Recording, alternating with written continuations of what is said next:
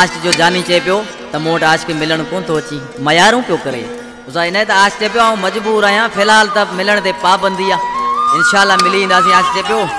ओ अचा कीअं मां सजण तोॾे अचण जी बि मने आहे अचा कीअं मां सजण तोॾे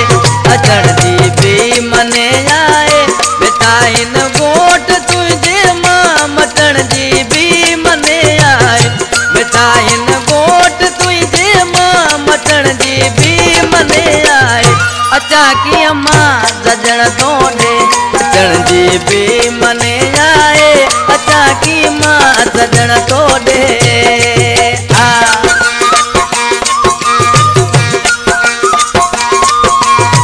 इहा ॻोठ नंढो ॾेढिया खां जावेद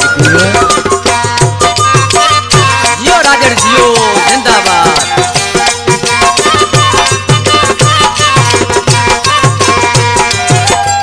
हिते तूं पियो मिटा तड़पी उते मां पियो मिटा तड़पा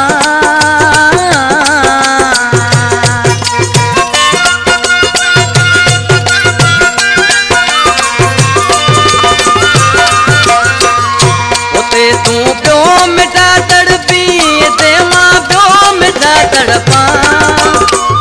निमाणियूं ही घणी नज़रूं ॾिसण जी बि मने आहे निमाणियूं ही घणी नज़रूं ॾिसण जी बि मने आहे बेटा हिन ॻोठ तुंहिंजे मां मटण जी बि मने आहे अचा कीअं मां सजण तोॾे अचण जी बि मने आहे अचा कीअं मां सजण तोॾे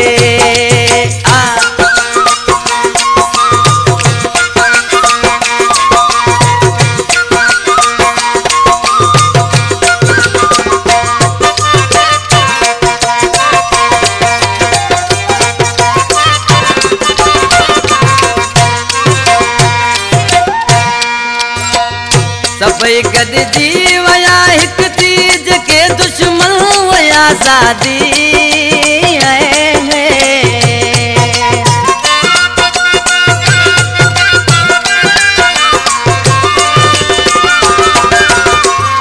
सभई गॾिजी विया हिकु तीज के दुश्मन विया सादी हाणे लक मां मूंखे हेठि लहण जी बि मने आहे हाणे लक मां मूंखे हेठि लहण जी बि मने आहे बेटा हिन ॻोठ तुंहिंजे मां मटण जी बि मने आहे अचा कीअं मां सजण तोॾे अचण जी बि मने आहे अचा कीअं मां जानी तोॾे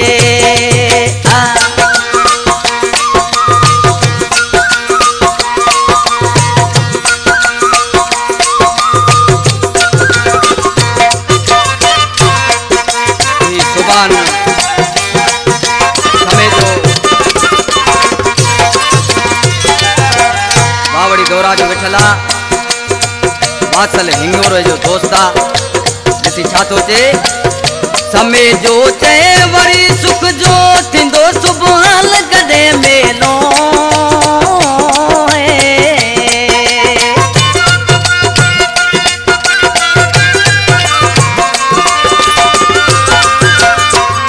समय जो चए वरी सुख जो थींदो सुभाल कॾहिं मेलो